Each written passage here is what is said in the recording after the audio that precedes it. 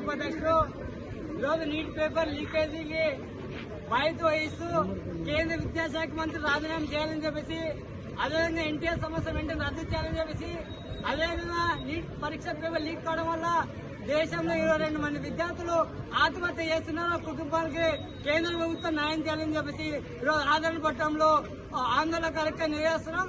కాబట్టి ఇప్పటికైనా కేంద్ర ప్రభుత్వం స్పందించి కేంద్ర విద్యాశాఖ మంత్రితో రాజీనామా చేయించాలని చెప్పేసి ఈ దేశ ప్రధాని నరేంద్ర మోడీ గారికి విజ్ఞప్తి చేస్తాం. అదేవిధంగా బీజేపీ ప్రభుత్వం అధికారంకి వచ్చిన తర్వాత 2014 నుండి నాటి నుండి నీటి వరకు దాదాపుగా 42 పరీక్ష పత్రాలు లీక్ కావడం జరిగింది. ఇది తీవ్రమైన ఒత్తిడి గురవుతున్నారు విద్యార్థులు.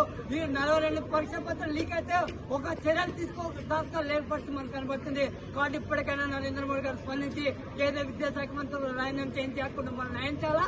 అదేవిధంగా ఏదైతే నీటి విద్యార్థులు న్యాయం చేయాలని చెప్పి ఢిల్లీ నడిగొట్టిన శాంతియుతంగా దీక్ష చేస్తున్నటువంటి విద్యార్థుల్ని మేధావులు ఈ రోజు పోలీసు యంత్రాంగం ఉపయోగించుకొని ఈ రోజు వాళ్ళ పైన లాఠీ చార్జ్ చేస్తున్నాడు.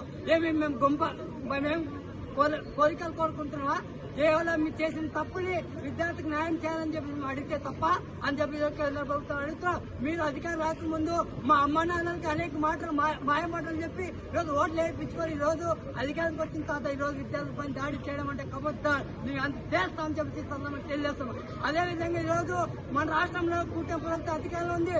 మన రాష్ట్రంలో దాదాపుగా 58,000 మంది విద్యార్థులు నీట్ పరీక్షకు హాజరైతే ఈరోజు రాష్ట్ర ముఖ్యమంత్రి ఒక మాట మాట్లాడలేని పరిస్థితి, ఈరోజు ఈ రాష్ట్ర విద్యాశాఖ మంత్రి ఒక మాట మాట్లాడలేని పరిస్థితి. ఈరోజు పవన్ కళ్యాణ్ అయితే పొద్దున్న లేచే నరేంద్ర మోడీ మంచోడో లేదు, పొద్దున్న లేచి బీజేపీ నా గొప్పతనం అని చెప్పి చెప్తున్నారు.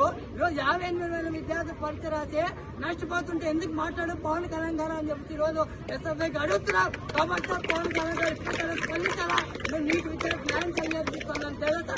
రోజు ఈ రాష్ట్ర ముఖ్యమంత్రి కేవలం ఆత్మపట్నంలో చిన్న ఘటన శివలం జరిగిన ఘటన పైన నువ్వు స్పందించాలి, సంతోషమే, మేము దాన్ని కాదంటారు.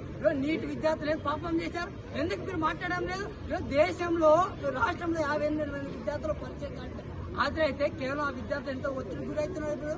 రోజు ఒక పిలుపుకి రోజు అనేక మంది విద్యార్థులు రోజు వచ్చారు. కాబట్టి ఇప్పటికైనా రాష్ట్ర ముఖ్యమంత్రి స్పందించి రేపు దేశవ్యాప్తంగా జరుగుతున్న బంద్కు మీరు మద్దతు ప్రకటించాలా.